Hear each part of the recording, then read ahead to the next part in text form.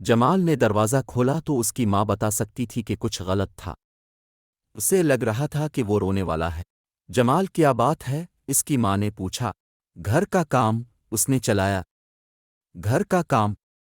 اوک، میں مزید home work نہیں کروں گا۔ اب جمال کی امی کافی پریشان تھی۔ اس نے جمال کو کبھی اس طرح کی بات کرتے نہیں سنا تھا اور اسے اندازہ نہیں تھا کہ اسے اپنا ہوم ورک کرنا پسند نہیں ہے۔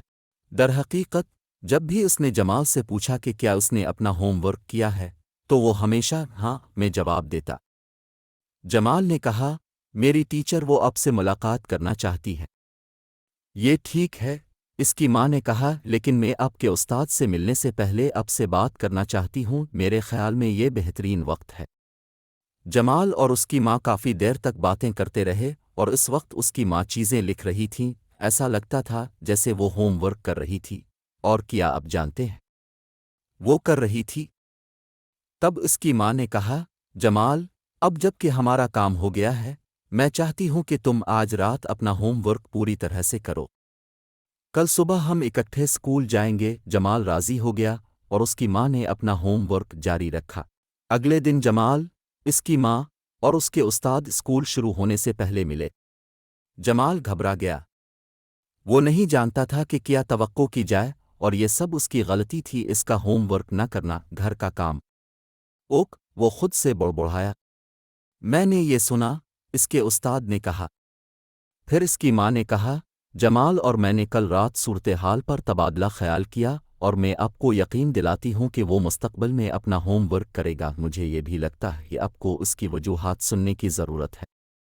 وہ وجوہات ہیں، بہانے نہیں۔ مہربانی فرما کر جمال آپ کو سمجھانے دے جیسا کہ اس نے مجھے سمجھایا۔ خیر، جمال اب واقعی ڈر گیا تھا۔ اسے استاد سے بات کرنی تھی اور اسے بتانا تھا کہ اس نے اپنا ہوم ورک کیوں نہیں کیا۔ جمال نے ایک لمحے کے لیے سوچا، گہرا سانس لیا اور بولنا شروع کیا۔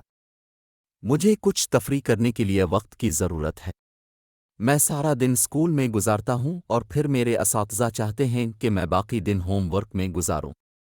میں اپنی ماں، بھائی اور بہن کے ساتھ وقت گزارنا پسند کرتا ہوں۔ مجھے اپنے کام کاج بھی کرنا ہے اور اپنی ماں کی مدد کرنی ہے کیونکہ میرے والد ہمارے ساتھ نہیں رہتے۔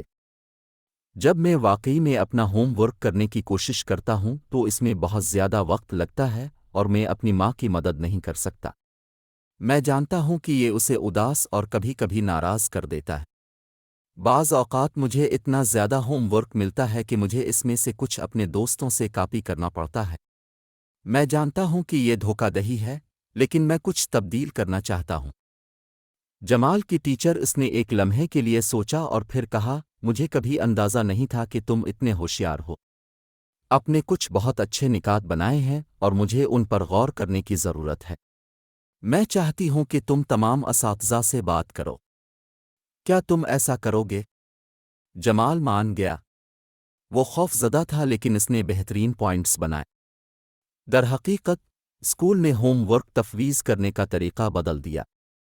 طلبہ پر یہ آسان تھا اور وہ اسے مکمل کرنے اور سیکھنے کے قابل تھے۔ ان کے پاس کھیلنے اور اپنے خاندان کے ساتھ وقت گزارنے کے لیے بھی کچھ وقت بچ جاتا تھا۔ اب جمال اپنا ہوم ورک کرتا ہے اور درحقیقت اسے کرنے کا منتظر ہے۔ اب اس کی ماں کو یہ پوچھنے کی ضرورت نہیں ہے کہ کیا ہو گیا ہے۔